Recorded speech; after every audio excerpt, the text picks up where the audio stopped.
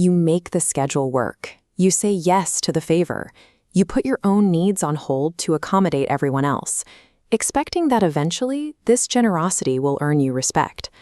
Instead, you end up exhausted, taken for granted, and watching the world rush right past you. This chronic inability to say no is a psychological survival mechanism, though it is frequently mislabeled as generosity. Behind the accommodating smile and the quick agreement is a deeply rooted anxiety. People pleasers comply because they are terrified of conflict. They fear that setting a limit will lead directly to rejection or abandonment. People who are genuinely kind operate from a place of high self-regard. They know their own value, so they give freely. People pleasers operate from a deficit. They accommodate others because they require external validation to feel worthy of space. Relying on compliance to keep yourself safe does not earn respect. It actively strips away your personal agency. And as you lose that agency, you leave yourself wide open to exploitation. Every social interaction you have functions as a continuous transmission. When you refuse to set a boundary, you are broadcasting a very specific, invisible signal out into your ecosystem. You transmit this signal every time you apologize when no apology is required. You amplify it when you instinctively take the blame for someone else's mistake. You boost the frequency even further when you constantly make excuses for a friend's bad behavior, or when you quietly bury your own needs just to keep the peace.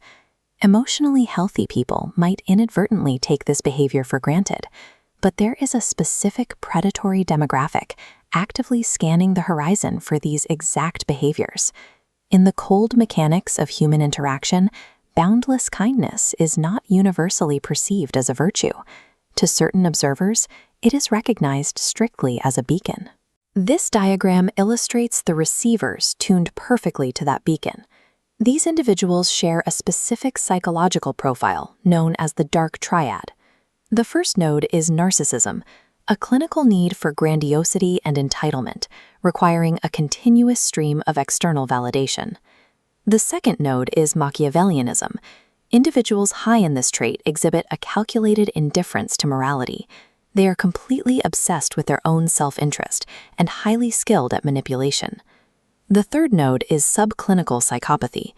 This trait brings a profound lack of empathy, high levels of impulsivity, and total remorselessness. This creates a functional feedback loop. The narcissist's perpetual hunger for validation finds a reliable fuel source in the pleaser's habit of over-accommodation. The Machiavellian exerts control specifically because they know the pleaser will sacrifice their own interests to avoid a confrontation. Finally, the psychopath's complete lack of remorse weaponizes the pleaser's tendency to accept blame for faults they didn't commit. The circuit is now closed. The malice and the predatory intent in this dynamic belong entirely to the dark triad, but the vulnerability they exploit is supplied by the pleaser. These predators do not look at your kindness and mistake it for weakness. They look at your lack of boundaries and identify a structural weakness waiting to be consumed. You can sever the signal. The antidote is the implementation of a firm, intentional no. Setting this perimeter physically stops the buildup of resentment. Resentment is the quiet, toxic byproduct that pools in your mind every time you agree to a request out of fear. This creates the concept of the intentional yes. When you decline the requests you cannot handle, it restores the weight and the value of the times you actually agree to help. Your boundaries function as a literal map. Instead of forcing colleagues and friends to guess your capacity, you teach them exactly how to navigate your limits. Saying no does not make you a bad person. It gives your life shape. Human psychology naturally respects things that hold a distinct shape, and it ignores things that remain formless. When a dark triad personality encounters this firm boundary, they will test it. They will push against the perimeter, feeling for any structural cracks. If your limit holds, the manipulator realizes the beacon is powered down. They will abandon you for an easier target, effectively turning your boundary into an automatic social firewall. Emotionally secure people react in the exact opposite way. They adjust to your limits easily, and they trust you more because they know where you stand.